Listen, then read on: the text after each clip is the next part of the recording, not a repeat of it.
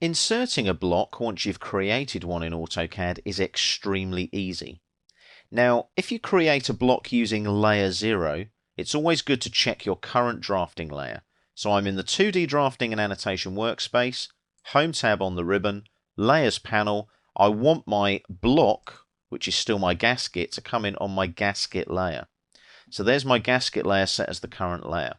Now I have an outline here where I want the gasket to actually come in against, and I want the gasket here resting against this bottom face of this rectangle here. Now, to insert a block, you can use the Insert tab, and there's the block panel, and insert there. Or on the Home tab as well, if you want to keep your Draw and Modify tools available, you've got a block panel here. There's Insert. I click on Insert, and there's my gasket there.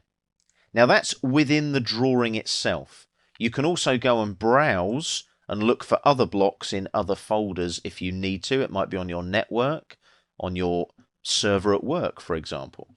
Now you'll notice there's a little lightning symbol there indicating that my gasket is a dynamic block and it has dynamic attributes. Insertion point of the block, I want to specify that on the screen instead of putting in coordinates for X, Y, and Z. Scale, I want it to be 1 to 1. So that scale in the X direction will be 1. It's a uniform scale there. If I specify that on screen, I can do it there if I want to. It's entirely up to you. Rotation angle will be 0. I want it horizontal. And the block units, well, it knows that already from the block I created. It's in millimeters. If I want to explode the block when I insert it to its component parts, I tick the explode box.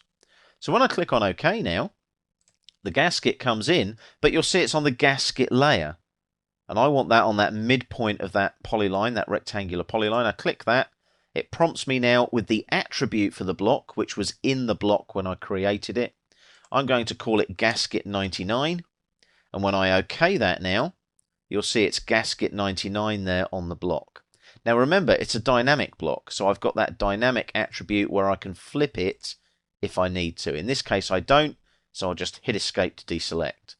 Once you've created your block, it's that easy to insert a block into a drawing. That's why blocks are so useful. Content reuse, it makes you quicker, it makes you smarter.